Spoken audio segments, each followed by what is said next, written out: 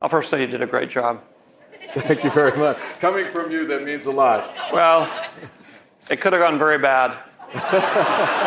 But it didn't. It's Star Tours on steroids at a level you can't possibly believe.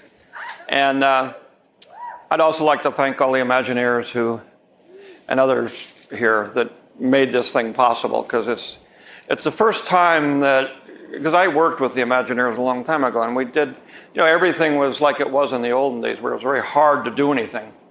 So now the technology is here. This thing is amazing. It's really something that you couldn't even dream about 20 years ago. So I hope you enjoy it. It was a great experience for me, and I think that you'll change your life. You've never heard of the Millennium Falcon?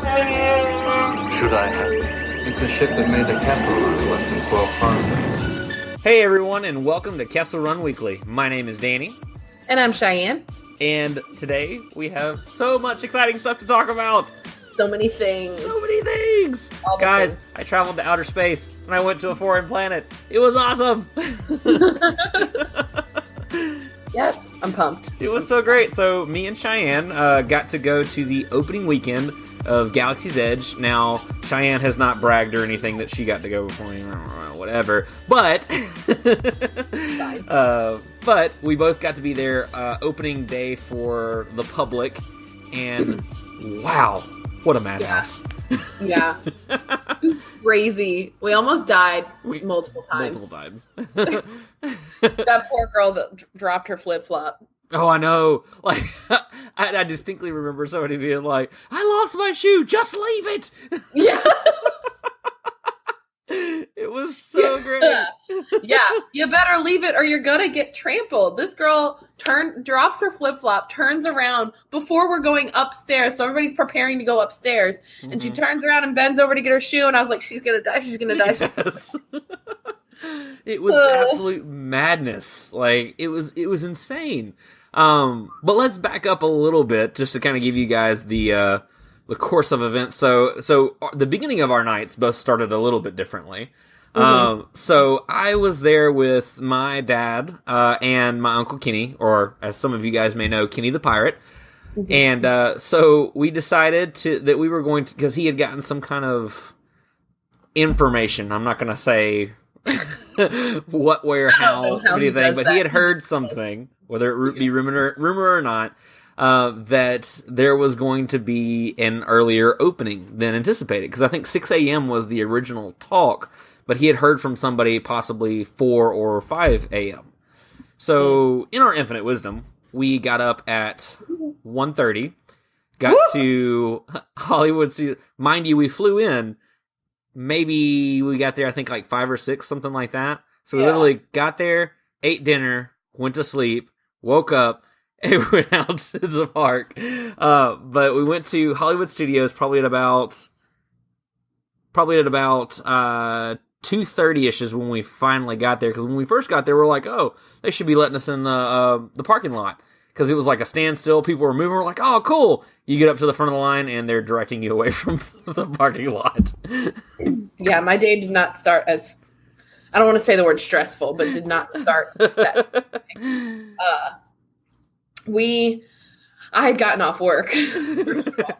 I got lucky and got off work early because my coworkers are nice, and I was like, can I go home? And my mom was already at the hotel. Mind you, for those of you that haven't heard it before, I am a cast member at Walt Disney World in an undisclosed location. And don't hunt her down. Yeah, don't look for me. I'm not going to triangulate my location for you. But I got off work and my mom had already checked in the hotel. So I was like, I'm staying at a hotel, but because I'm a cast member, I didn't have access. I had to buy park tickets. The moment, and I mean, not 10 minutes after they announced opening day, I booked a hotel and got 2-day tickets. Because I was like, I gotta go, and I know I'm gonna be blocked out by a ticket now. So, and that was when I was careless with my money, but worth it. So we'll talk about that later. Yeah, I get to the hotel. I get off at like probably 9 or 10, which is still pretty late, but I get there, I shower, I still don't fall asleep till midnight, and I hate myself for that. Because then I got up at 2. So I get up at 2. We were like, okay, we need to leave here by like 2:45, 3 o'clock. We did that. Very impressed with myself. I was talking to Danny this whole time, like, where are you? What's going on? How we doing? And he's like, I'm standing outside. Yes. And under the boardwalk. And I was like, oh God, okay, so do I not need to go to Hollywood Studios? And I was like, since he got there way earlier than me, maybe we should check it out, because if they're parking us, we can park and then meet him inside. And we did that. We went, but they still weren't letting people through. But instead of turning people around, they were just holding the gates closed, like holding the parking drive-through closed. People are like out of their cars, just chilling. Like, I see a ton of 501st shirts in front of me, and I'm like, hey. And I know what you're here for. Yeah. Tower of Terror. And I was like, what is going on? So then, and here, I'll set the scene for you. I'm in my new car. I have my windows rolled down, and I have Star Wars music playing the whole time we're driving there anyways, but I turn on, Augie's Great Municipal Band, which is the celebration at the end of Phantom Menace, for those of you that don't know the official title of the song. Nice. And I turned it up really loud. And I was like looking around. I was like, y'all better be turning up. It's time to go. So then we like drove through there, got there, whatever, parked, and then we found you in a sea of people. Yes. But yeah, so when we got turned around from the parking lot, we decided to hoof it on foot, essentially. Like you said, we ended up at the boardwalk, but like I couldn't tell you how to get there at all. Like, there's no way. Because literally, I felt like a smuggler. I was like, hey, we're breaking in. We're doing something. Because like we literally got off at the boardwalk and then followed some trail along like a river or something. I don't know. There were boats that flew by a couple times, and they were like, "Oh, hey, weird people." Yeah. So you guys are to triangulate the location that you were in. If you look at the entrance of Hollywood Studios and you see the parking lot, if you're looking at the entrance, the parking lot is on your left-hand side. The boardwalk is on your right-hand side. The boardwalk and Epcot go that way. So you can get boats to those locations. Gotcha.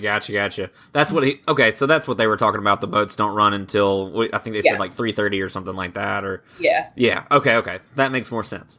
But yeah, so we were literally on foot this whole time.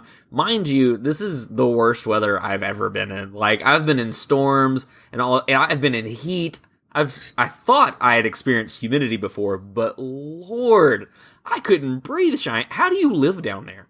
I hate it. I hate every moment of it. I love my job and everything about what I do and where I want to be within the company. So that's what's keeping me. That's the drive. That's it. That's where it ends. Yeah. That's the only thing, because every time I think about, like, I'm going back to get my master's and I'm like, where can I move? How quickly can I get away from here? Where's the least amount of humidity? I'm going to like live in Alaska. Well, and that's the thing is like, so Alabama is where I live, and I thought I had experienced humidity because like sometimes it gets sticky, it gets kind of nasty, and it's like, man, this kind of sucks. But we were standing under the boardwalk, and I kid you not, from 2:30 when we got there all the way up till 11 p.m. that night when we left, there was not a single breeze. No. Like, I don't know who ticked off who, but there was literally no breeze. You could barely breathe because it was such thick humidity, and I'm just like, what is this weather? Like, is this what Batuu's like? This sucks. Yeah, probably. Now the second day that we went back was much better. Way better. So better. It was so much better. Yes. So many less people. It was great. Literally, my mom and I got there and we were debating all day. Like, I was not with her for some of the day, and we were debating all day, like, what are we going to do? Actually, was I with her? Yeah, I was with her. We were just doing stuff. And we were like, where are we going to go? What are we going to do? What time do we need to get there? Is it going to be as early? Like, a million miles an hour. And we got there at 4 something, maybe. And so opening day, we're both there. We're both packed in. And it's from where they stopped us in the park all the way back to security, right? And that's packed with people. Second day, where we were stopped in the park, not even making it to the little stand with Mickey on a globe on top. Not even. Like, Yeah. and there was room to breathe, and Yeah. it was crazy. There was nobody there. But continuing our initial night of madness, so they, and it's funny too, not funny, it's cool funny too, but how the cast members kind of like make it like you're traveling to another planet, prepare for departure, travelers, and all this other kind of stuff, but you're on foot the whole time. So Cheyenne and I deduced that this is what hyperspace is like, and hyperspace travel is like. Very congested, very awful. It sucks. Because like we said, no joke. Like we were scooting feet. We weren't walking. We were sliding because if you picked up your feet, you were losing your shoe. Somebody was kicking your ankles. It was that packed in.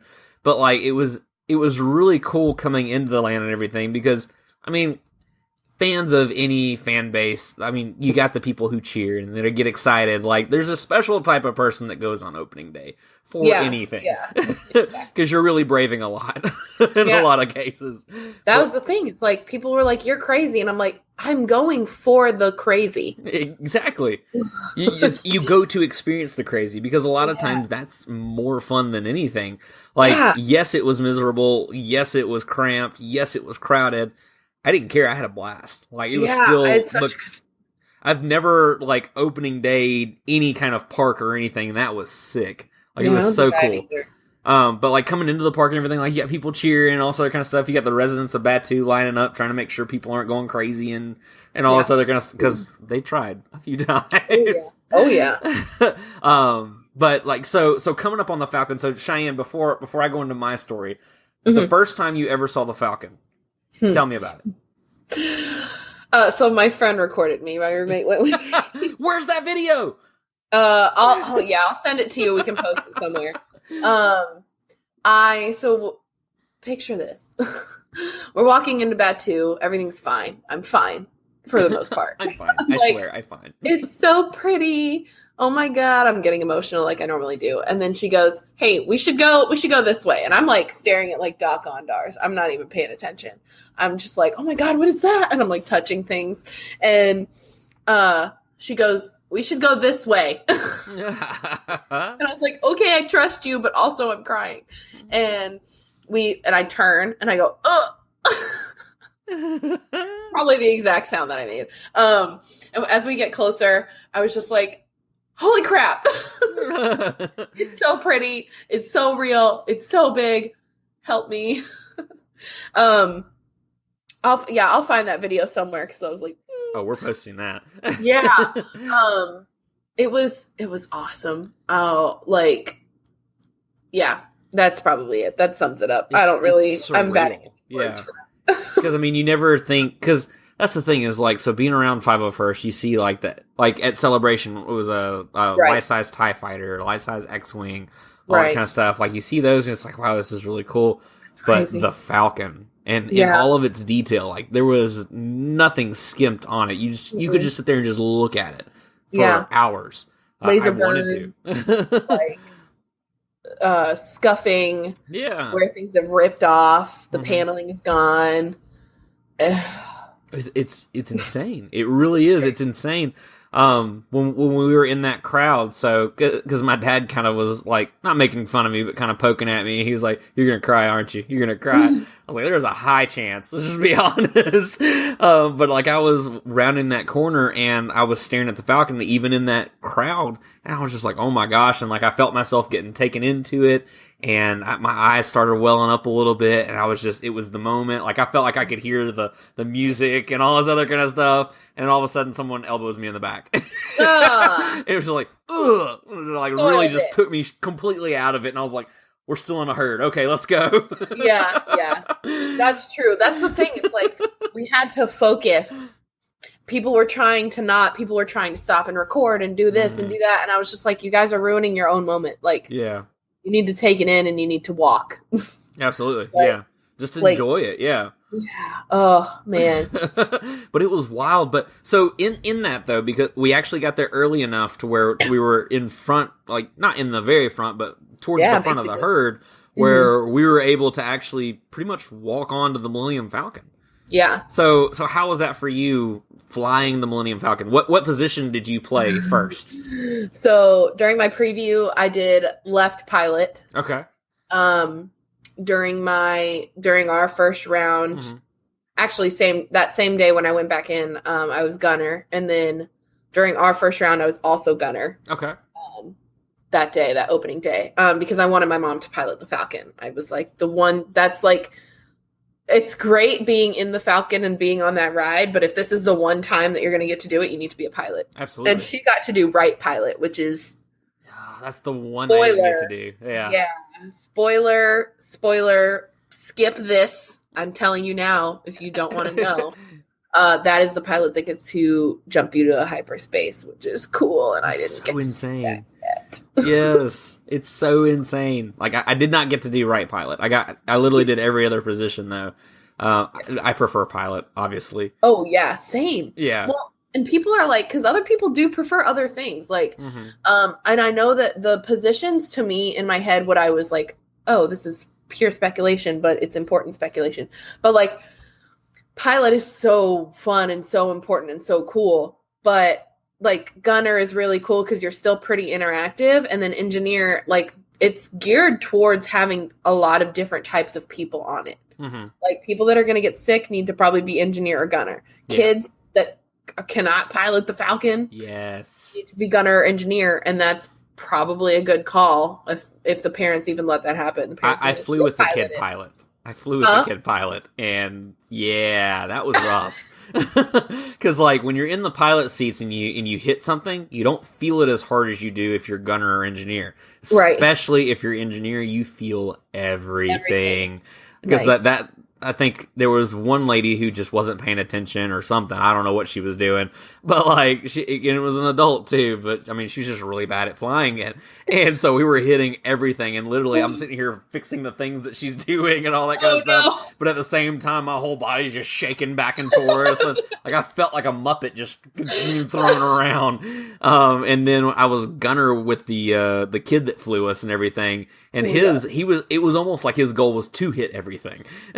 So, because it was just constantly, like, and I'm sitting here like holding the button on gunner and getting thrown off of the button and having to go back to it and everything. Because like all you got's just a seatbelt. That's it. So like if you hit something hard enough, it knocks you back and forth. So it can be a very rough ride, but it's so much fun. It's so much fun.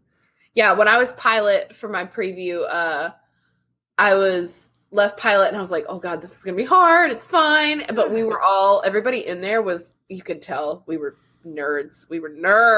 Oh, yeah. We were like, we can do it. We're fine. We're fine. And we're yelling at each other, hit the button. Yep. So it was really funny. And it was hard. Left, right pilot was hard. But that's much harder, I believe, than the up and down. It just like really like flings you. It's like really left or really right. Well, and I noticed that too, because like when I first flew it, like it's one of those, because I don't know if you really played like driving video games or anything, but it's one of those like you start to get in kind of a fishtail, you can't really save it, and it's just extremes. But that's exactly how it felt. It was like one extreme to another extreme. It was like you had to try to figure out a way to get out of that. Yeah, you have to like stop moving, right? Because you're gonna hit stuff. Because that happened to me a couple times, and it was like, it's like, pilot, get near the train. I was like, I'm trying. Yeah. I just can't right now. Yeah. So the experience inside the Falcon for me was more kind of a moment rather than seeing it. Like seeing it was really cool. It was just kind of like, wow, that thing's huge. Like, holy crap. Right. But being in the cockpit, it was just, I'm flying the Falcon. Like that's what I kept saying to myself. Like I'm actually flying the Falcon. This is awesome. But one freak out I had, and we talked about it on a earlier episode, I believe we did with Anna, with the talking about the Gathering, the Clone Wars arc, and so the Katuni is the name of Hondo's ship, and I didn't know that it was in anything, but that's the ship he flies in the Smuggler's Run experience. That's the ship he takes off with. Oh. Yeah. Okay. I literally, like, I was sitting here holding it. I was like, all right, I'm ready. And then all of a sudden, I see him getting his ship, and his ship starts to fly. I was like, that's a Katuni. That's the Katuni! I was like, what? I freaked out, and my dad's just looking at me like, what are you saying? What's happening here? Like, what are you doing? I love explaining nerd things to others. I was like, oh my god, that's the Katuni. That's so cool. Because I didn't think he, like, had the ship still. I just knew that somebody had found it in the Star Wars databank somewhere on the website. And it was like, oh yeah, that's the name of his ship. It's like, oh cool, it's after Katuni. And then it's there. He's using it now. It exists currently. Yes, it exists currently. And it's so awesome. I was so excited about it. Hondo, I'm very sad we didn't get to see live action Hondo. I know. Other than the videos. I liked that, because the second day we got a longer video to him. They have one where the ride's delayed, and he just keeps talking. Yeah. He's just like, well, we're going to stand here and wait until someone decides that, how long's the power going to be out? 45 seconds. Are you kidding me? I'm not making money right now. Like, that's so funny. It was so good. That's so smart that they did that. Yeah. Well, and I saw somebody on Facebook. It was the Galaxy's Edge group that I'm a part of. Had posted a video where he's talking longer on the screen in there too. Like when the ride gets delayed or something like that, or something's going on, he's just sitting there. He's like, well, we're here in this now. And stuff like that. He's like, I played music, but I don't want to. It's really funny, but like, it's like they really kind of thought of most things. That's good. That's necessary, because I feel like they don't always do that, or like they do, but not to like that extent. It's like a cast member will come in and tell you it'll be just a minute. Yeah. Well, with ours, so it wasn't a necessarily like a issue with the ride or anything. Ours was, it was ADA, because they were using the single rider line as ADA as well. And so in our case, it was they needed a little extra time to help somebody off with a wheelchair and everything. Right. So they had the extended Hondo, like, just talking as he does and everything. And it was just like, this is really cool. Like, it'd be cool if they had him tell one of his stories from Clone Wars. Oh, that would be awesome. Well, and that's the thing, is we don't know that he doesn't yet. Because, like, we're just now seeing some of these videos where he's doing these extended things. So there's infinite Hondo, as far as we know. Hondo. That should be the Hondo. I got the Hondo on opening day. The Hondo Funko Pop. Yeah. I got it. It's fantastic. I almost got it, but I caved and I got a patch, because I'm going to make a patch jacket. Oh, and cool. Then I got Han's dice, because my inner Kira was like, you need these. Where were the dice? I looked for them. So when you're leaving Hollywood Studios. It wasn't in Galaxy's Edge? No, it was on a regular shop. Gotcha. By Sunset. It wasn't on Sunset. I didn't spend much time actually in Hollywood Studios, unless it was to go to Star Tours for a moment. Well, my mom wanted to shop. AC adventure. Like, okay. Oh yeah, I did go on Star Tours twice. So there is, and this is more speculation, but that big store, it looks like they changed the whole store to be Galaxy's Edge stuff. Mm-hmm. And I'm wondering if they're changing that, and then I don't know any of this. Do not quote me on this. I am not privy to this information. This is pure speculation. This is not insider information. No, I don't have that. I don't even work there. But I wonder what their plans are with Launch Bay. I didn't even go meet Darth Vader. I didn't either. Yeah. I heard he was meeting in there, and that was about it. Yeah, he changed. He took Kylo's place. Oh, I hate myself. Okay, I'm over it. I'm over my existential crisis about not meeting Vader. It's fine. Because he used to only come out for special events. He used to only come out on Star Wars weekends. Like, he never had a regular meet and greet, as far as I'm aware. I don't think he ever did, no. Well, maybe in California. Because I want to say I've seen a lot of pictures from people in California. Yeah, I think that's but they have all extra stuff, so I'm not jealous. Yeah, but yeah, that's where it was. I'm assuming they're just going to leave it open forever. I mean, as a Star Wars. With that. Yeah. I mean, it makes sense, because you're taking Kylo out of Launch Bay and putting him into Batuu, so right, it makes sense to have it that way. But yeah. But that day, so after we got off the Falcon, we had kind of like a standoff of, what do you want to do next? Wait in this major line or wait in this ridiculous line? Yep. And stuff like that. So what did you do next after Smuggler's Run? So first we went to Docking Bay 7, because my mom and I was like, I haven't been in here yet. I want to go inside. And then she was like, well, do you want to eat? And I was like, do you want to eat? Because it literally wasn't even 6 a.m. It was only like 5 something by the time we got there. And I was like, are we even hungry? Are we even alive? What is happening? And so we get in line. That entire morning feels a blur to me because I am not built to be up that early at all. And like, it felt like the sun shouldn't have been coming up. It felt like it already went down. Right. Oh, it was so disorienting. Yes. But yeah, so we got in line and we ate, it's like the Bright Sun's morning meal, which is like a 3-cheese egg cupcake. Okay. And it was in the shape of a cupcake. It wasn't an actual cupcake. But 3-cheese egg, Mustafari and lava roll, pork sausage over hashed potatoes. Mm-hmm. So, I liked the lava roll. It was so. I tried it in the Cantina. Yeah, I had mine in the Cantina too because I was like, I liked that and I need food. So I mean, it's like a chocolate frosted cinnamon rolls. Yeah, and it's got a kick. I don't know if it's the jelly on top or if it's the rocks, I don't know, sprinkle-esque kind of stuff. Yeah, it's almost like a cookie crumble, but I don't know which one of those is spicy. So I'm like, I never tasted any spice in mine. You had spice in yours? I don't handle spice very well. It wasn't like, it's not like curry chicken or anything, but it had a little kick. The Batuuans love their spice because, geez, there was so much spice in everything. Everything was spicy. The juice was spicy. Like, honestly, they had so many things with spice in it. Yeah. And I had, so with my, with that, I got, what did I get to drink? Oh, I think I just got water. Never mind. So that meal itself was great. They have cool looking sporks. Yeah. I just want my whole house to have those sporks. The one those were actually the ones that were being stolen in Disneyland, and they resulted to throw away regular utensils and stuff because people were taking them and selling them on eBay. I was glad that ours had those sporks though, because they were really cool. I'm glad we got to experience them.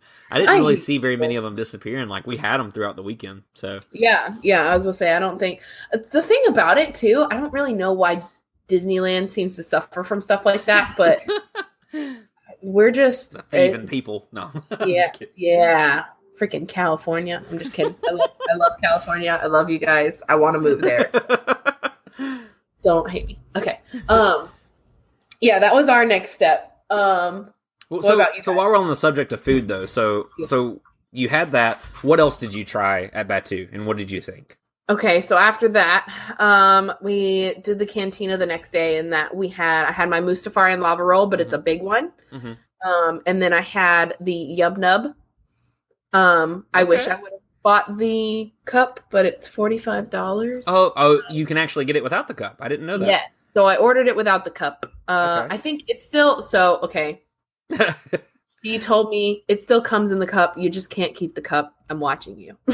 Nice. I said, okay. Yes, sir. So whether or not she was like, you can keep the cup under her breath, or not, but so I got to drink it out of the cup, which is cool. And it is. I mean, to be fair, the cup probably is worth at least $20. Like I know it's still like it's 30 because without the cup you're only paying 15. Yeah, which is about what the alcoholic drinks ran there too. Right. So, yeah. So it was normal price for a Disney alcoholic beverage, but the cup was heavy and the engravings on it were gorgeous. Yes. There's little Ewoks and stormtroopers and X-wings and stuff, and it's so. I wanted it so badly. I think the Battle of Endor. Yeah, it's Battle of Endor. And it was so good. The drink was so good. It didn't really taste like it had alcohol in it. It tasted very like a refreshing morning juice, if you will. But man, did it have alcohol in it. My mom had the coffee, and I think the coffee also came with alcohol. And she was like, I gotta stop. I'm too old for this. This is not, I did not come here to get drunk. And I was like, you did, because this is Cantina, but okay. And so both of us are like, okay. We got surprise alcohol. yeah. So drinks were strong. Lava roll was delicious. I know that they also, I didn't have this, so I don't know if you can speculate on that or not, but they have Batuu bites, which it looks okay. It looks like just like that was the dragon fruit bits. Was that the one? I don't know, because it looked like other people had like little pita breads with a dip. It looked like chips and dip, but not chips. Basically. So I want to know what those were, and I want to go back and try those, but I'm blocked out until forever. So I can't ever go back to Batuu. Bye forever. They had that, and then my mom, what did she eat? I don't even know if she ate anything. Never mind. Mm-hmm. Well, in the cantina, I got to try, so if you know me, I don't try things at all. Okay. Like, I stick to, like, certain foods, and like when I go out to restaurants and stuff like that, I get the same thing just about every time. I may deviate a little, but not really, just because I'm one of those, like, if I don't like it, I don't want to spend the money on it, and I'm kind of like just messed up and everything. Nope. Kristen doesn't understand and thinks I'm ridiculous, but at Batuu though, I had a breakthrough, Cheyenne. I tried things. Ooh, some weird things. You tried the little thing with the balls in it? Yes, I did. Oh, it looks so crazy. Yeah, so that's the thing is, it was called the Carbon Freeze. I have never had this drink like ever in my life. Like never tasted anything like, or even had anything that like resembled it. Because not only did it like sit there and like fiercely bubble, like a lot. Yeah. Like I was sitting here wondering what in the world is this going to do to my stomach. But on top of that, it was smoking and all this other kind of stuff. And then the little sour apple beads were like sitting there just twirling in it. And I'm sitting here going, should I drink this? Like, am I going to die today? In disclosure, I didn't try any of the alcoholic drinks. I thought to, but I was like, you know what? I already can't breathe in this humidity. I don't need to add anything to it. Yeah, that's fair. Because generally I don't drink alcohol, but I was like, you know what? I'll try it for Batuu. But so I ended up skipping out on that this time around. But with the Carbon Freeze, like, so I went to taste and everything. I was really nervous about it because, like, anytime I try something new, I'm like, oh god, what's happening? And so I went to go do it, and I just kind of like just put it back real quick, and I was like, that's actually really good. Like, you didn't taste the carbonation or anything like that. It was supposed to be like, on the menu it said something like Powerade lime mixed with some other random things and carbonation, and the beads were sour apple, which you could eat. I ate, and they were really good. It literally tasted like a Red Bull. Just straight up like a really bubbly Red Bull. So I like it. Do what? I said I like it. That sounds great. But it was really, really good. I really liked it. I got it a couple of times. And then I got, I tried my dad's Hyperdrive Punch It.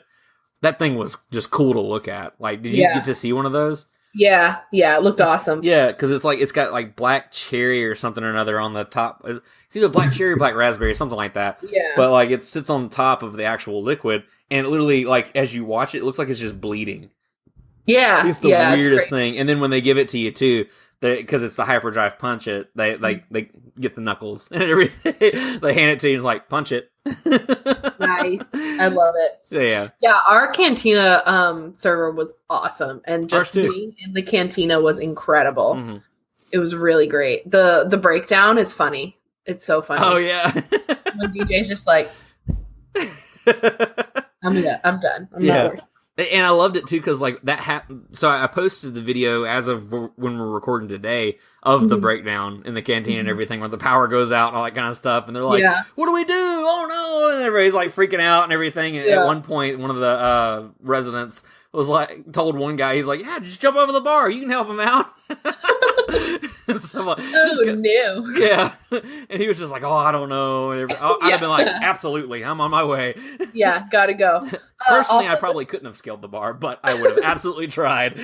Yeah, it's worth a shot. This is the thing that I was talking about with the bubbles in it. I can't. Oh, the Jello shot, essentially. Oga's obsession. Yeah, jelly. Yeah. Yeah, it was the Rhodian something. I can't remember exactly what the name was. It was Rhodian something. But this one's Oga's obsession, the little snack. It says, I don't know, lemonade, cotton candy flavor, blueberry, popping pearls with a bursting dried fruit mixture. Huh. And it doesn't look appetizing to me. So I did not try it, but I encourage others to try it. Well, there was one that looked similar to that. It was like a Rhodian something or another is what it was called. And because the reason I remember it is because there was these very, very excited people that sat next to us in Cantina. And when I say excited, like, he was spitting on me talking because he was so loud. But he was really cool. He was really cool. Nice. But he was like all pumped about everything. And they had asked for Jello shots, like just straight out, hey, I want some Jello shots. He's like, oh, you mean the Rhodian, whatever he called it and everything. And they're like, yeah, that's what we want. I'm like, okay. So they got that. It literally comes in a Petri dish. It's like green Jello with some other things on it and all that kind of stuff. It looked really cool. Yeah. I liked too how, like, with the drinks, they had kind of like, not necessarily backstories, but there was characteristics to it. Like with the fuzzy tauntaun. Anytime someone ordered that, like, they kind of looked at it and was like, well, what species are you again? And like, oh, human. Oh, well, it's designed for Rhodians, so I don't know that you really want to... It might have the adverse effect for you, so kind of like, it might be kind of dangerous and just kind of playing it up and everything. I thought that was really cool. And it was cool how everything was in universe like that. Yeah. They even have Tonneray, the wine. Nice. Calderon. And I almost got that. I was like, I don't want wine right now, but I really want to get that. Yeah. Yeah. Oh my gosh. Wait. Did you know that the beer flight comes in Rancor teeth? Yes. What? If I drank beer, I would have gotten it, but I should have. It's $75. So am I gonna? No, I wouldn't have gotten it. Never mind. Yeah. That would have been. Would I really know? But that would have been on the top of the other things I don't need that I bought. Right, exactly. I'll eventually, after Celebration next year, I'll save money and then go back to Batuu and just buy all the food. Right. Just go through and just do like almost like a tour of Italy kind of thing. Like take it all. Yeah. Well, in continuing with the things that I don't normally try that I tried. So we tried in Docking Bay 7, it was fried Endorian tip yip. Oh, I think you froze. You still there? Yes. Okay, Can there you you go. Okay. I'm moving. I'm just like moving back and forth. But yeah, so I tried fried Endorian tip yip. I asked the guy too, because I wasn't sure. I was worried at first. I was like, all right, I need you to tell me, is tip yip Ewok?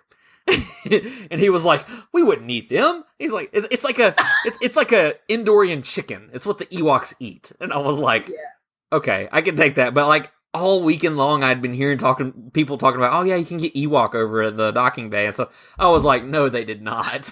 No, you can't. How dare you? I was just like, you've got to be kidding me. But yeah, so I had the tip yip, which was weird. So it was like, it was fried chicken, but it was like breaded, kind of like, it wasn't this, but the best I can describe is like a shake and bake kind of consistency, kind of to it. And then it was served on top of like these mashed potatoes with corn and carrots, or not corn, but peas and carrots and stuff like that, all mixed into it. And then it was some green like spicy sauce that was underneath it. I don't know what it was or anything like that, but it's what made it all spicy. Oh, and when I say spicy, I mean spicy. It stayed with me for quite some time. Like, it was one of those spices, like, it sticks in your mouth, and you just know no matter what you do, it doesn't go away. It just burns. So the taste of it was cool. What it left me with was not exactly the best. But I really enjoyed it. I thought it was really cool and everything. And then I also tried the Ronto wraps. Well, I say tried. I ate the whole thing, which was I love them. They were so much. Good. I'm and that was the thing is like everybody around me was like judging me. They were like, "That looks disgusting." Because it's a sausage. It's a sausage dog with turkey and slaw and chipotle sauce on it on a pita. Yeah. And like it's a lot too. Like this thing ain't small. It's so good. It's so good. I eat one and I'm full. which is incredible, Yeah. especially because it's expensive. But yeah, you can eat one and you're good. Like, you're it's a chilling. meal. It's a meal, and it's not even. It doesn't have sides. It doesn't have anything extra. You can get that, and then like, I fill up my blue milk souvenir cup with water, so I don't have to buy drinks. Yeah. Yeah, it was. Oh, Rancho wraps are my favorite thing in that whole love thing. them, and I miss them already. I want to go back and try the ribs at Docking Bay. Yeah.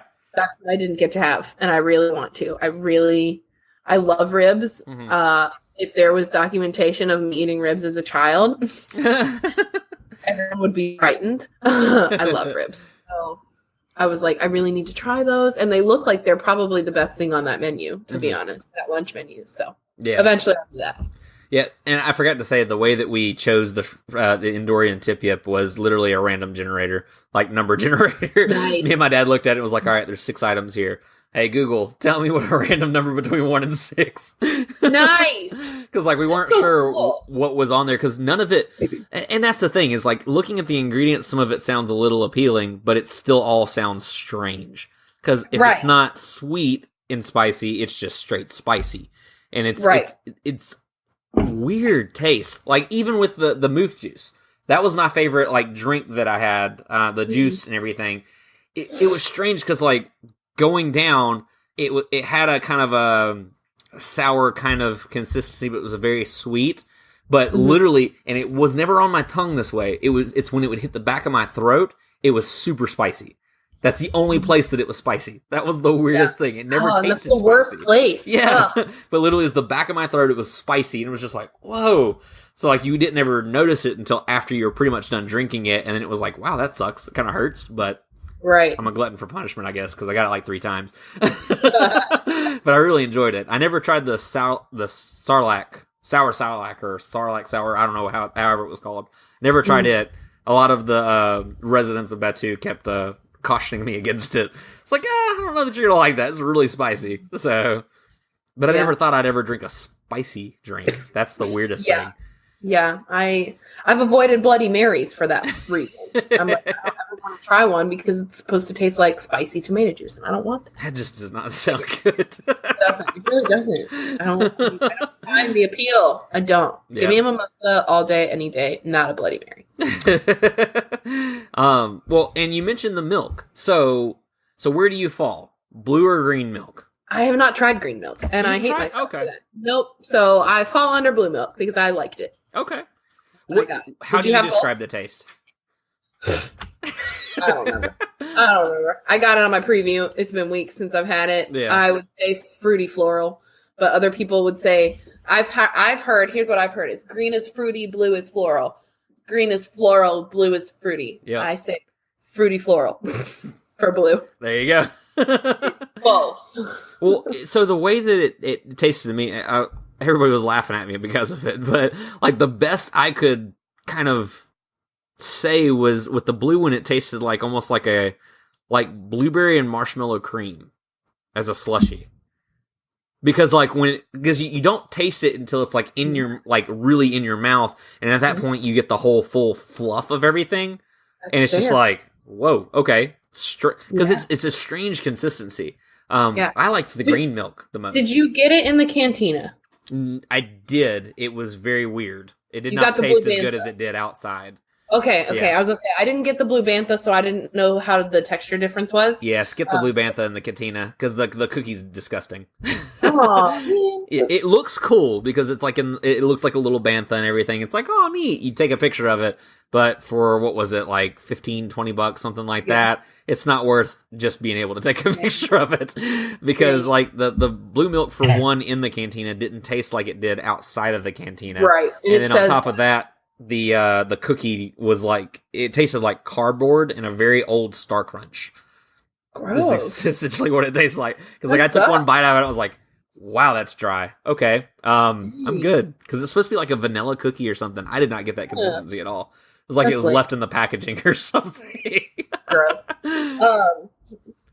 Yeah, I liked the blue milk. I honestly was kind of indifferent because I really wanted to try the blue milk only because it's such a classic. I mean, So I was like, blue milk is a priority. Most definitely. Huh? I said most definitely.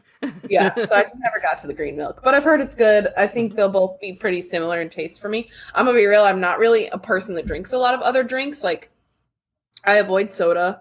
The only drinks that I really drink are orange juice, water, and sweet tea. There you go. And that's it. So, like, try other drinks or alcohol, which usually have orange juice in it. So when I try other drinks, I'm just like, meh. Mm-hmm. And also, for those of you listening, if you get a souvenir cup and you get it full, so my lady overflowed it, and I was just like drinking it from there at first. But there's a lot in there, and in the souvenir cup, it seems like, and maybe it's just like a placebo of my brain being like, this is a big cup, so there must be a lot in it. But there was a lot in it. No, it definitely holds a lot more than the normal cups, because the other ones are just standard size cups. Yeah. And then you get the big, like, the milk jug. It's right. cool. And then it lights up. Yeah, I was gonna say it lights up. Yeah. And I love that. Yeah. Also, it has a bantha on one side and then the phallow siren on the other. Yeah. Because I love that. It was pretty cool. It's a cool, you know what I just thought of? What's that? I wonder if you can get blue and green mixed. I don't know that I want to do that. I do. Sounds strange. Well, Cheyenne, you let us know when you try that, and we'll see what happens. Yeah, I'll let you know. I'll see if they'll even do that for me. That sounds wild. Because just thinking of the two different tastes is just... Yeah, it's fine. It's all right. Because, I mean, on one hand, you got blueberry, and the other one, to me, tastes like lime. Like a lemon-lime kind of taste. But still with that marshmallow cream kind of consistency. Because it tasted very fluffy. Yeah, so, see, to me, mine tasted more like a smoothie. So it was still like fluffy in a way, but more like icy. Yeah. Like, you know how smoothies have like little bits of ice? Mm-hmm. Yeah, I can see that. Yeah, that's kind of what mine was. And maybe it was just different that day, but yeah. Yeah, I mean, mine was cold and had some ice and stuff like that in it. It was just, I don't know. Like, when I was tasting it, like, neither one of them tasted bad. It was just weird. Yeah. But I liked it, though. It's cool. I mean, I always say that I love weird Star Wars, so they gave me weird Star Wars. Here it is, in person. In real life. In real life. So outside of food, we both went to Savi's. Did you go to Savi's? I did. I didn't know you went to Savi's. Yeah, I did it by standby. Oh, cool. So that was horrible. You never showed me your lightsaber. No, hold on. I definitely need to see your lightsaber. Please hold. I'm coming. So here's the hilt. You got elemental too. Cool. Yeah, it's gorgeous. I love it so much. That's awesome. I love it so much. Okay, so also we put my name in before I show you what it looks like lit up. We put my name in, and then I was sitting there for so long. We were probably sitting there for like 45 minutes before I realized, I was like, do I want to do this? Do I want to spend $200? Am I going to be poor? Right. Like, I started having like a pure, and I mean in the least funny way possible. I was having a crisis. I was panicking. I was like, I'm not going to have enough money for Anaheim next year. I'm not going to have enough money for this. I need this. I need this. I need this. What am I doing? And my mom is like, stop.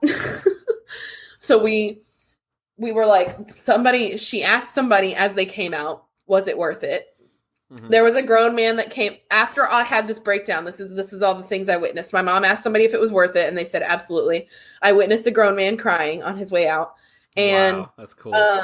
Yeah, and I was like, because I take note of people and stuff.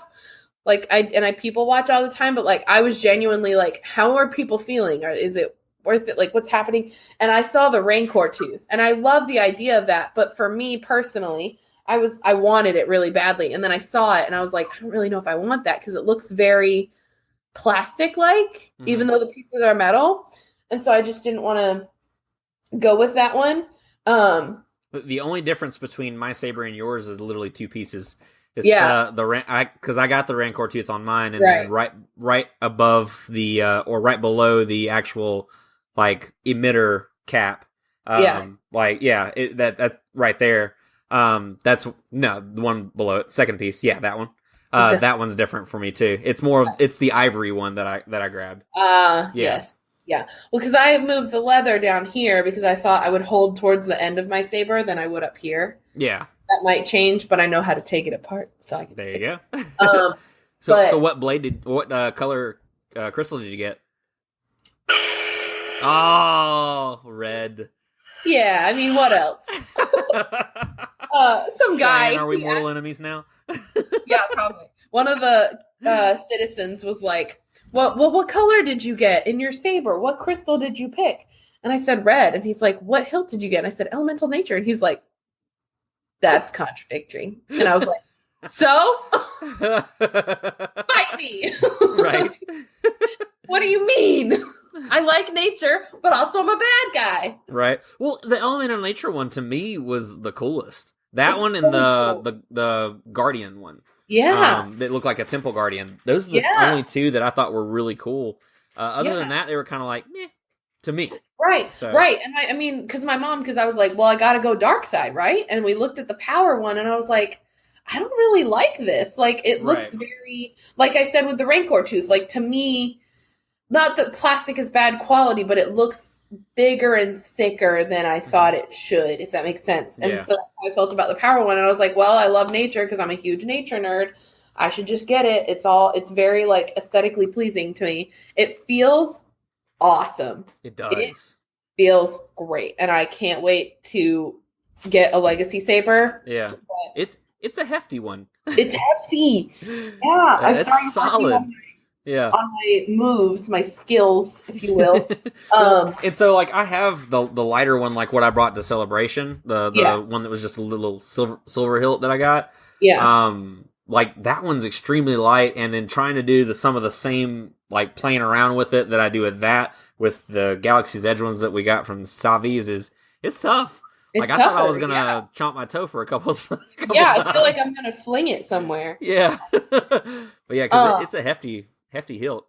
Yeah, and because that was my other thing for it was the quality of it. So we probably sat there when I put my name in. She said it was going to be 3 to 3.5 hours. She was like, you can go and walk around, but we don't have a notification system, so you do need to be in the courtyard to hear your name, or else you'll get skipped. Mm-hmm. And I said, okay. So we just sat there because every other line, this was opening day, so every line was more than an hour wait. We were like, we're not going to wait to get into anywhere. Yeah. We've eaten. We don't really need to walk around. My mom has a hip thing, so we just sat there so she could get up freely and walk around if she needed to. So we're sitting there, and it happened. We probably got in after 2 hours, not 3.5, which is nice. That's not terrible. Yeah, but when I tell you, the moment we walked in, I was like, crap, I'm going to cry. Yep. And I told my mom to get shots and recordings, and also the shot of you in there is awesome. I wanted her to get that angle, but I also told her to take video, so that was my fault because I forgot to tell her to take a picture of that moment. But that angle that they got of you was great. It was so great. It was so great. Yeah, but my dad was recording the whole thing, like got all of it on camera and everything. Yeah. I couldn't stop smiling.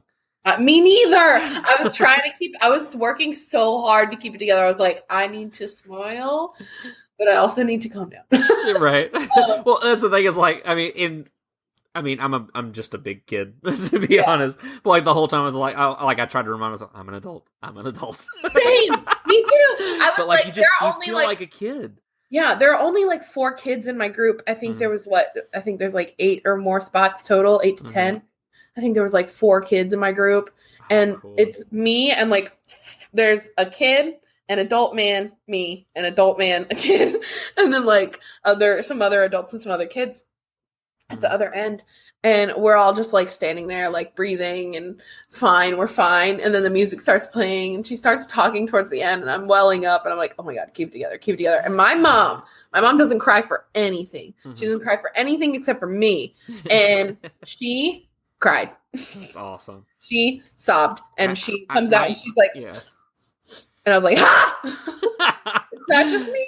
And it's cool because, like, it's really an experience. Like, my eyes welled up a couple times, and it was really cool too because I always like doing these kind of things with kids in there because it makes it more magical. In all honesty, because it was one part that in obviously spoilers, guys, because we're obviously talking about what happens in there. And once you get a reservation or intend to build a lightsaber, you can't just see it. So if you don't want to hear, go ahead and skip a little bit ahead. But with Savi's, so like there was a part where he was talking about the crystals, and I think he was talking about the blue crystal or something like that, and who has the blue crystals. And one little girl, literally right next to him, just couldn't contain her excitement. He was going through talking about how Obi-Wan and Luke, and she goes, and Rey, like really loud. He goes, yes, and even Rey, and like just kind of like it played into it and everything. And I was just like, yes, Rey. Like it was so cool, because that's the thing is like, so we get in, us adults get into these fights online about Star Wars and all this other kind of stuff, and then we're here at Galaxy's Edge, and that's the thing is like, it doesn't matter really the crowds or anything like that. It's I never had like a bad run-in with anyone. Like, there was nobody there that was just like, oh, this is the worst, or and just complain or anything. Everyone I saw there was just full of wonder. The kids were just, I mean, it was great. I mean, I saw V. Marati and Rey leading around a group of kids the second day that we went and everything, talking about the First Order and helping them hide and having them look out for stormtroopers for her. Like, I was just like, to be a kid and to be here. Like, that's something that I wish I could have experienced as a kid. But like it's just super cool. It adds to the magic, and it reminds you why Star Wars, basically. Why it was ever created. George Lucas didn't do it for the 30-somethings and up. He did it for the kids coming of age. And it's important to remember that, and that was a reminder all weekend. Like, and there was even a moment too, like, because I was getting into the whole like culture of Batuu and talking to the cast members and everything about like where they're from, all this, and how they feel about the First Order being around. Every single one of them, nobody stumbled. Everyone had a planned answer of this is what it is and this is how I feel. Most of them were like, as long as they don't touch my credits. But but there was a kid that I walked up on that it was near the zombie crate that I had posted. I think I sent you pictures of it. Yeah, and because it's not in the app, and he's sitting here scanning crates and stuff in the little Play Disney app and everything on his data pad. And I kind of went up to him and his dad, and I was like, "Hey, so you see that crate over there?" I was like, "It's not in the app, but it says something really cool. You want to check it out?" And literally, the kid just looked at me with like the biggest eyes and biggest smile. He's like, "Okay," like he was having the time of his life. And that was what was the coolest about Savi's to me, is that like these kids were just all in this experience. And then on top of that, the experience was cool for anybody. Like it was just, it was awesome. It was a surreal experience. I had a blast. I definitely did. It was incredible because the woman that did mine was a Jedi Temple trainer. Okay. For the kids at one point. And she made me cry so hard. The way that she like used her fluctuation and things like that, I was just like, wow, she's really good. Like she knows what she's doing. She's pulling on my heartstrings. But these kids are so entranced by her. Yeah. Like, and she looks like she belongs there. Like she truly like just fits that role and did it really well. And I think that made my situation more emotional. It really pushed me to the edge of, I'm really here and I really own a lightsaber now. Like it's not a $30 kid's toy that I bought because I needed a costume edition for Not So Scary. I built it. Yeah. Yeah. Like I built my whole thing. I picked out my own kyber crystal. It's so weird that it can do that to you. Does that make sense? Oh, definitely. Yeah. I'm crying and I'm sorry. I'm such a nerd and I hate myself. Oh no. I mean, it was an emotional experience. That's the coolest thing about it, is that it really got you. It puts you in the world. Like even when you and I were, it was with my cousin. We took her the second day and everything. Okay. We were walking around and we literally spent all morning, all afternoon in Batuu. And when it came time to leave, we were like, okay, we'll hit Star Tours and everything. And we walked out and everything looked so weird. Like, you just kind of look around and you're just like, is this what the real world looks like? I forgot for a moment. And everything. Which side thing, we went on Star Tours and we were in the habit of asking people their backstories, kind of stuff like that, talking to them. The guy that we walked on, I was like, are you from Batuu? And he's like, no, I'm from Alderaan. I was like, oh, I'm sorry for your loss. He goes, yeah, but Princess Leia. And I just kind of looked at him and said, okay. And I just kept walking. And then, like, I was talking to my dad. I looked at him. I was like, so you lost your planet and everything you love, but Princess Leia. Well, Princess Leia. I mean, she's a good part of it. It was the funniest response I had that entire weekend. That's hilarious. Yes. I love that. But yeah, Savi's, if you guys get a chance to go and experience the Savi's workshop, it's absolutely worth it. Yes, it's a hefty price. I had the same battle that you did, Cheyenne, where mine was more so after it. I just kind of was sitting there sick to my stomach, like, I just paid $200 for a lightsaber. Yeah. But like, it's worth it. Like, I've gone back and I've watched that video a few times. I'm so glad that I got to record it and everything. And I'll be posting it before long, but it was insane. The experience itself is worth the price. Mm-hmm. The experience itself and the quality of the saber. Because I think one of my bigger battles too was like, do I go in there and get a legacy lightsaber? Yeah. But you all know me. You've been listening for a minute. I love Darth Maul. Does Darth Maul have one lightsaber? No, he has two. So you have to get one hilt and the other hilt and then a blade and then another blade. Yep. So that's like $300. So I was like, you know what? No. Yep, there you go. I'll make my own. Yeah, I'll make my own and it'll be worth it. It's fine. Yep. So. Definitely. It was really cool. It was an awesome experience. I definitely recommend it. Yeah. I think Savi's and Oga's was probably my favorite experiences other than the Falcon. Right. Nothing trumps the Falcon. Oh, but the Cantina and Savi's were absolutely the best. Oh, it's so cool. Yeah. Did you guys go, so while we're talking about shops, did you guys go in the Droid Depot? We walked in and kind of looked around, just because you know how I am. I like looking at like small details that no one notices. Right. I'm the guy that Disney's like, hey, we got to make sure there's stuff there. But like I was just kind of walking around the depot and I found I don't know if it was his head, but the Professor Huyang. Mm-hmm. His droid type. I found that droid type ahead and everything. I think I posted it on Instagram. Mm-hmm. There's a lot of cool stuff in there that I could literally just sit there and just stare at it for hours. Yeah. Like at one point when we went into Doc Ondar's too, my dad was like, "Oh man, he's going to be in here forever." I literally snapped shots and I was like, "I'm ready to go." And they're like, "Did you see everything?" I was like, "Oh yeah, absolutely." And I'm sitting here zooming in on my phone. Yeah. It's like I saw it. I took a picture of it. Now I have it forever. Exactly. But like, I mean, like. The amount of detail that they put into everything was just insane. I didn't have a desire to build the droids. I did see a lot of kids with them because I think they're $100 less than the saber too.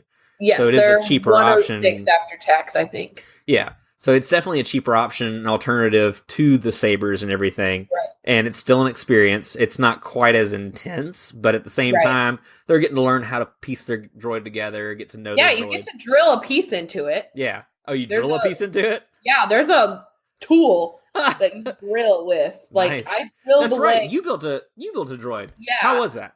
It's awesome. So that's one of the things that I did during my preview because I knew that I was not going to want to do it during regular business hours.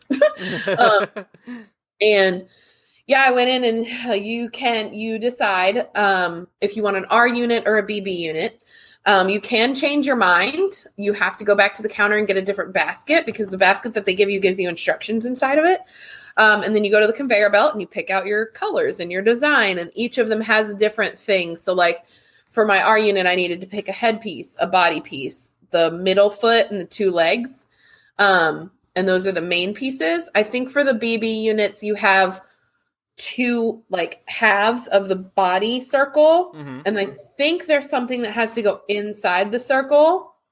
I think there's an actual drive that goes inside the circle. Yeah, it's like the actual thing that helps them move around. Mm-hmm. The two pieces are usually already attached so that you can pick them both up. Gotcha. And then they're just not in a ball yet. They're just attached to each other. And then there's the headpiece. I think that's it for BB units too. So then when you have all your pieces and you're good to go, you take your basket over to a station. And for my R unit, I don't really know if there's a piece you have to drill into the BBs. I don't know. But for the R unit, you have to drill in the legs. So I took the body, put it on its side, stick a leg down, make sure the screw's where it's supposed to be, and there's a little power tool, and you just right in. Huh. You need to make sure that they're forward, because if they're not, they won't work. So I put his legs on, put his head on, sat him up. I was like, he's good to go. There's little pieces to the right of you, or to the left of you, I guess, but to the right of you, you have like the little tool openers. Yeah. And stuff, and they have some for BBs and they have some for R units. And then you ding when you're ready so that an attendant can come help you activate your droid. They stick them in a little box, it activates it, they turn on, they do leave your droid on so that it can interact with the land. I don't know if they give you a chip or if they tell you or anything, but they do tell you where to get a personality chip. I recently bought a Smuggler chip for my droid because I decided I couldn't figure out if I wanted him to be good or bad. So Smuggler is somewhere in between. So we're going to go with that. So I got that chip. They're on the wall behind you after you make your droid. And then they also have other tools. I haven't bought any tools for my droid, but they have like little guns and stuff that you can get. So crazy. I want to go back and get some other things for him. But yeah. And you landed on a name for your droid. Yeah. I think last we talked, it was Jonas. It was Jonas. It is not anymore. I love the Jonas Brothers with all my heart, but when I said it, I wasn't feeling it. Without saying the Jonas Brothers, it didn't make sense to me. So his name is Binks, B1NX, like the Pocus, and I love it. I love it. Very well. He's sassy. So walking around the land with your droid, I know he came alive a couple times when we were standing around. Yeah. Are there any particular spots you noticed where he really was active? Near the droid depot. There's that little junkyard of droids. They really interact there. And then if you go in the specific area, so as you enter the First Order area, when we got close to Kylo's echelon, he was like, gotta go. Don't put me here. And then when we go towards like the X-Wings and stuff, the X-Wing and the A-Wing, he was kind of like, what's going on?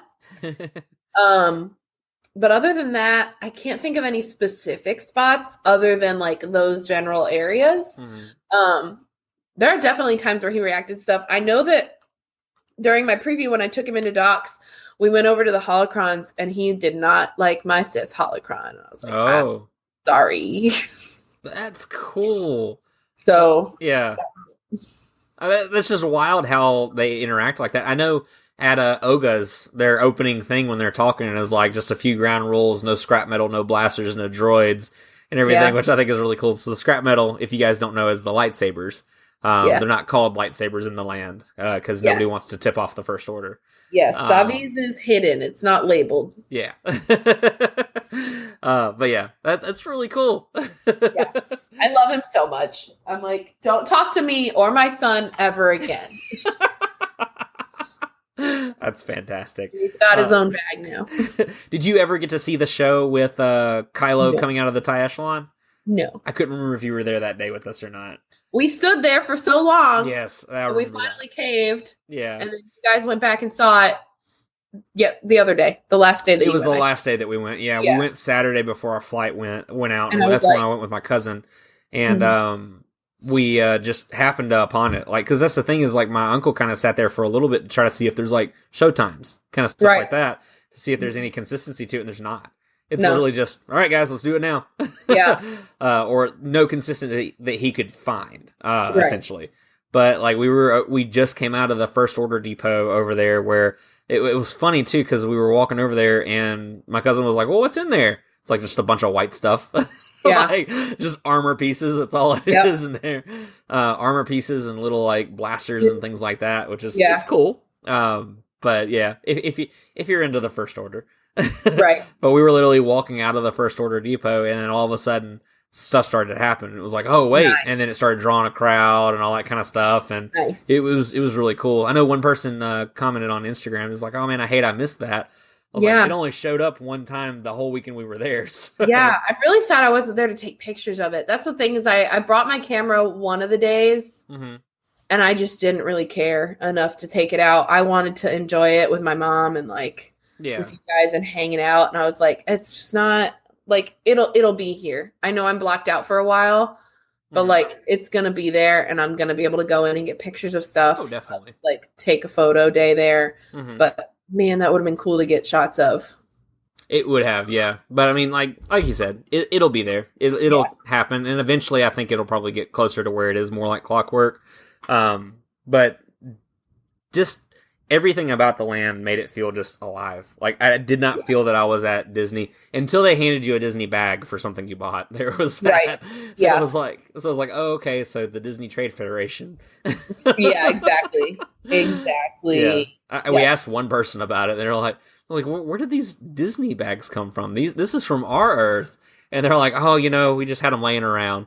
Probably a wrong shipment or something. I'm like, come on. Yeah. It'd be cooler if they were in-universe bags, but right, they should have why they can't just found a design for them. Yeah. Interesting. Yeah. But I did like how everything was very in-universe. Well, and on top of that, Coca-Cola's there too. So yeah, that's fair. That is fair. So we find out the two companies that end up ruling the universe. Yeah, that's it right there. That's honestly, yeah. The two that survive. What's the word? Foreshadowing, y'all. Right. Disney and Coca-Cola rule the universe. Yeah, no more presidents, corporate hierarchy. Yep. Granted, if there was any company that I'd want to rule the world, it would be. Yes. All right. I'm fine with that. Trust the mouse, man. Trust the mouse. No. Yes. He knows what's up. Okay, so you guys got to see the Kylo show. What about Rey and Chewie? So I had Chewie just walk up on me one day. So I was in search of Bucket's bucket from Resistance and everything, because I saw where Matt Martin was like, oh hey, there's Bucket's helmet and everything, and I was like, oh man, and I was looking for it in Doc Ondar's because I thought that's where it was, and then David from Followers of the Force podcast, he had tweeted me, and he was like, no, it's not over there, it's over at the Resistance shops, and I was like, bet I'm gonna go get a picture. Yeah. So I went over there and I was kind of looking at stuff and looking at the pilot helmets and everything, which I really like the blue and white ones. They're really cool. Mm-hmm. They're kind of like toned down versions of the Black Series Poe one. Right. The Poe one has a lot more like cushioning and everything in it. These are just straight hard plastic, like a hard hat. Yeah. Would not fit on my head, but I tried. Anyways, but yeah. So I'm over there looking at the stuff and everything, and then all of a sudden, just I wasn't even paying attention. Chewbacca just walks up on me, and I'm like, "Wait, what?" And I was wearing my Kessel Run Weekly shirt, which was really cool. Nice. And it had the Falcon on it and everything. And he walked up on me, and he was like pointing at my shirt and all this other kind of stuff. And his handler, translator, however they want to call it in the land, was like, he was like, "Have you flown the Falcon?" And I was like, "Yeah, I flew it for Hondo earlier," because I loved being in universe with everything. Like, it's so easy and it's so much fun. It's like, I flew it for Hondo earlier and everything. And then he kind of looked at Chewie. He goes, "You let him fly it, but not me?" And then Chewie was talking back and forth. He's like, "But I'd be a good pilot. I wouldn't do what these guys have been doing to it." And then Chewie's like, "Oh no!" And he pointed at my shirt and everything. And then the guy just kind of looked at me. He's like, "Are you for the Resistance?" And I was like, "Yeah." I was like, "Definitely for the Resistance." I was like, I don't really like these First Order guys walking around and everything. Seems to kind of be a little sketchy. He's like, "Yeah, we agree." He's like, we have a secret saying in the Resistance. Yes. And he's like, "And this is how you know that someone is in the Resistance. You say this to them, and they'll respond back to you." And it was ignite the spark, light the fire, which was really cool. And he's like, "All right, let's practice it," and everything. So we did it right there and all this other kind of stuff. And then Chewie wanted to. He asked Chewie. He looks a little like a Wookiee kind of. He's like, his beard kind of resembles a Wookiee. He's like, "Do you think he can speak your language?" And for a second, I was like, "Really, dude? Okay." No, right. So I had to give him my best Wookiee roar, and Chewie was like, he's like, "Oh, okay." And then my dad chimed in, and he was like, "Whoa," or whatever. And Chewie just shook his head. He was like, "Oh, Amazing. God." Amazing. Did you see, I don't remember who's in the video, but oh God. The one from Rex and Around? Cloning Around. Yeah, Cloning Around? Yeah, that was so funny. I can explain. Oh my God. I love that also that he took the time to put the jacket up. And right. I'm not stealing it. Here you go. Yeah, I'm not stealing it. I swear I gotta go. That was awesome. I just love a lot of fun there. I didn't get to interact with any of the characters while I was there. I've like stared at stormtroopers. Yeah. 'Cause I wait on them to look at me, but they don't. And then I've like seen Rey and Chewie Mm-hmm. around. But one of my favorite things that I saw was Rey fixing the X-wing. Yes. She will go up and it will start steaming and doing all these things. And she comes out and she's like, I gotta fix this. I can't believe this. And she went up to this guest and goes, are you a mechanic? And I was like, he better have said yes. Right? Yes, You always. help. That's always the answer. Yes. Yeah, exactly. Well, and so as far as the character, I really like that there's no like meetups. Yes. Yeah. I think that's really cool. That you literally just kind of happen upon them, and I got to. So the first day that we were there, I happened upon V Marathi, which was really cool. I just kind of saw it, and I was like, "Oh man, that's awesome!" And I asked her, I was like, "Can I get a holo scan with you?" Everything in universe, got to keep it in universe. Yeah. But I asked her if I could get a holo scan with her, and she's like, "Yeah, can you help me avoid the First Order?" And I was like, "Absolutely." And she was kind of talking to me about the Resistance, all this other kind of stuff. And she was like, "Can you look around that corner and make sure there's no first order troopers?" I was like, "Well, I saw them go the other way." I was like, "So I think we're clear, but I'll check for you." And kind of was like walking around with her and everything. And then eventually we kind of went around a corner, and that's where I snapped the shot with her and everything. Nice. And then that's when she did the Resistance thing. She's like, "Ignite the spark, light the fire," and then walked away. And I was like, Yeah. "Freaking cool!" It's so cool. She's awesome. Yeah. And then Rey, she was walking toward the Millennium Falcon. That's where I saw her and V meet up. And had a bunch of kids and all that kind of stuff. V brought her some kids, and then they went all the way to the Falcon. She was having their moment with them. I didn't stick around because, like, if I was a parent, I would want my kid to have that moment. So I didn't want to be the person on looking, just like recording the whole thing. So I just kind of let it be. But when I was walking with Rey, because I tried to get a holo scan with her as well, and she asked me, she's like, "You've flown the Falcon." I was like, "Yeah, I've flown the Falcon." She's like, "Were you the one that put the hole in it?" I said, "Oh no, that was there before me." And she's like, "And you still flew it?" I was like, "Well, Hondo's not much for safety. He cares more about the credits." She goes, "I can agree with that." Yeah, that's so funny. But awesome. It was sweet. She was really cool. All of them were just awesome. I never had any run-ins really with Kylo Ren. One of the troopers at one point, I yelled something about Kyle Ron for you. I was like, "Where's Kyle Ron?" And he stopped in his tracks, looked at me and pointed. He goes, "I'm keeping my eye on you." And then kept walking. That's awesome. I love it. It was so great. But it was just fun interacting with everybody. Like, yeah, it really is. It's so immersive and fun. Wow. 11 out of 10 would recommend. Yes, can concur. Yes, it was so cool. Did you have any other moments that were really neat that you enjoyed, or when I saw the Mandalorian stuff in docs? Right? Listen, I was just so focused on shopping, and my mom was so focused on the stuff because she was like, "I haven't been in here yet, and I've been able to look around before." So I was focusing on what am I getting this time / what can I see in here without taking up too much time. And she was taking it all in, and she has the Mandalorian as her background, and I posted this on the Kessel Run Weekly story, and I was like, wait a minute. She goes, "Oh, I wonder if they'll sell me that helmet." And I was like, "No, all of that's his stuff." And then I was like, "Wait a minute." And I took the phone and I lined it up, and I was like, "Ah!" Oh, so you didn't know it was there before you went in? No. Oh, cool. I literally just I wanted, because I avoided spoilers up until my cast preview. I was like, nothing, don't show me, don't tell me. So when I walked into docs for the first time, I was just walking around. I was taking it all in because we didn't have a line. There was no wait times or anything. And I just hadn't even noticed it. Yeah. And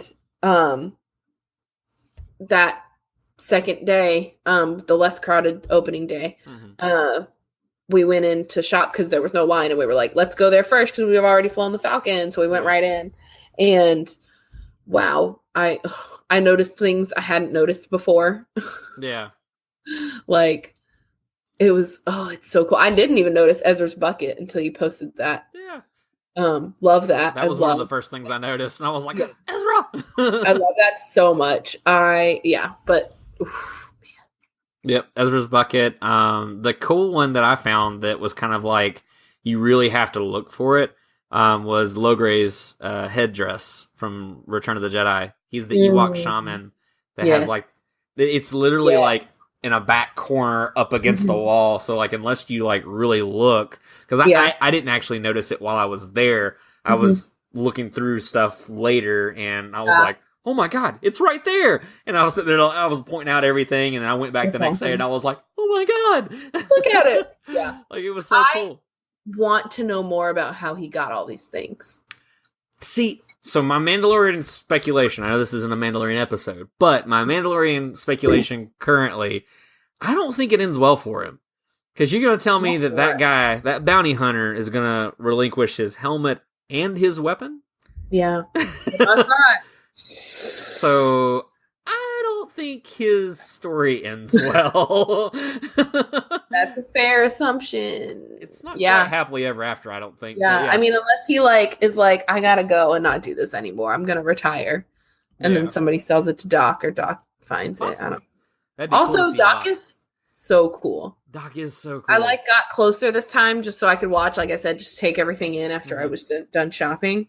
And I just kind of stood by his little railing and was like, how did they do this? It's wild. So cool. And he leaned towards me, and I know he can't, it's not like a thing, but he leaned towards me and did something with his hand, and I was like, oh my God. I was like, what's happening? So cool. The second day we went into Doc Ondar's, he wasn't moving at all. He was and they didn't have the curtain drawn or anything like that. He literally just wasn't moving. And I decided to be the nerd that I am. And I was like, hey, is everything okay with Doc? And they looked over, and I guess they didn't notice that he wasn't moving or something like that.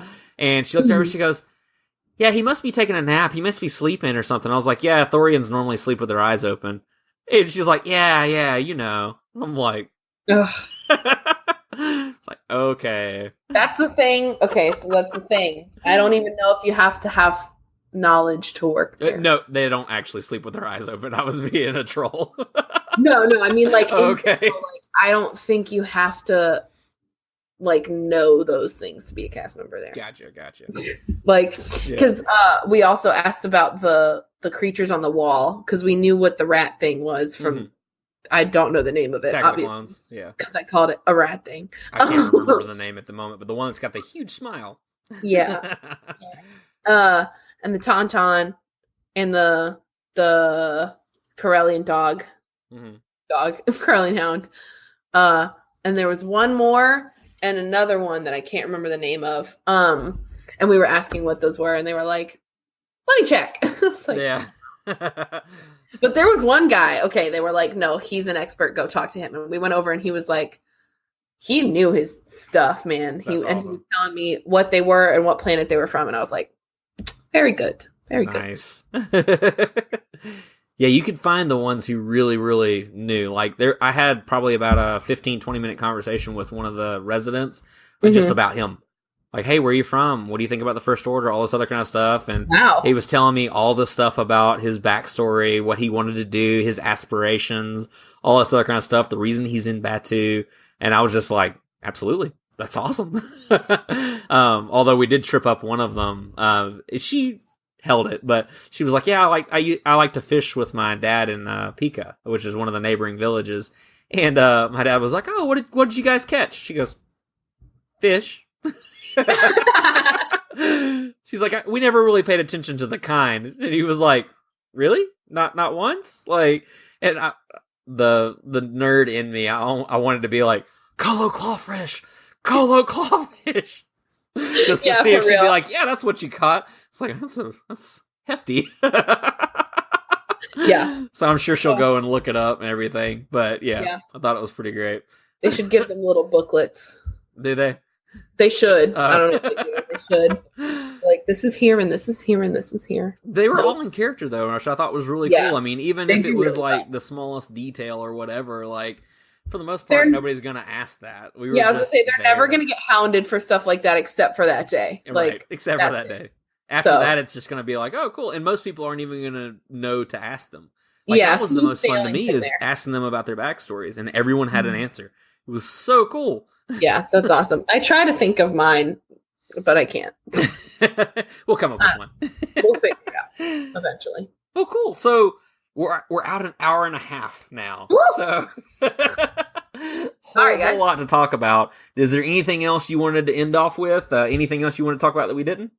No, not really. I think we covered all of it. That was awesome. We were just geeking out the whole time. So I hope everybody enjoyed geeking out with us. Definitely. It was really cool. Like, it's an experience that you can't have twice. Like, it's different every time. Like, my experience opening day versus actually there the second day where it was much more spacious.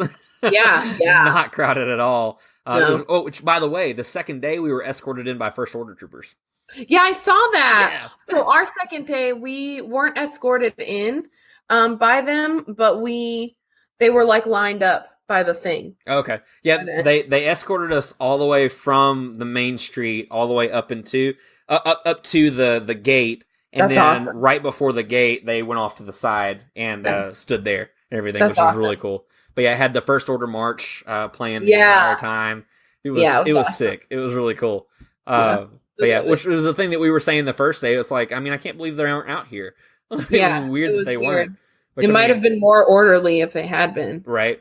There would actually been a pace. Like, come on, you really going to stop the First Order troopers? Of Right, all of them? exactly. So, but it was really cool. It made it a lot more paced, a lot more calm, and it was fun. It was awesome. I miss it so much already. Yeah. So cool. So we'll go ahead and we'll close it out. Cheyenne, you want to tell everybody where to find you? Yeah, thank you guys for listening and watching another episode of Kessel Run Weekly. If you enjoyed this episode, please make sure to rate and review us on Apple Podcasts. Leave the 5-star review, and then they can read it on a future episode, Danny and Kristen, or whoever. We have so many of us now. You can find me on Instagram at CJerica. You can find me on Twitter at CJerica95. I did just post my Galaxy's Edge kind of spiel on my blog, so CheyenneHoover.wordpress.com.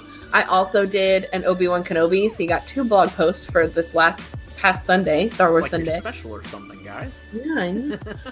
So I do have to say my Galaxy's Edge post is long, but it's worth it. I had so much fun writing it. So please go read it. Please recommend it to your friends. But I think that's it. Awesome. Yeah, and you can find us on Instagram, Facebook, Twitter at Kessel Run Weekly, as well as our website, KesselRunWeekly.com. I hope to have a post out as well soon. I want to kind of dive into like Savis and, the weird stuff, which is what I love, and everything. So we'll hope to have something like that here soon for sure. But yeah, thank you guys for listening. We really appreciate it. Thanks for hanging in with us. I know this is longer than normal. We had a lot to talk about. It was really cool. So yeah. But guys, again, thank you for listening. And until next time, my name is Danny. And I'm Cheyenne. And may the Force be with you. Always.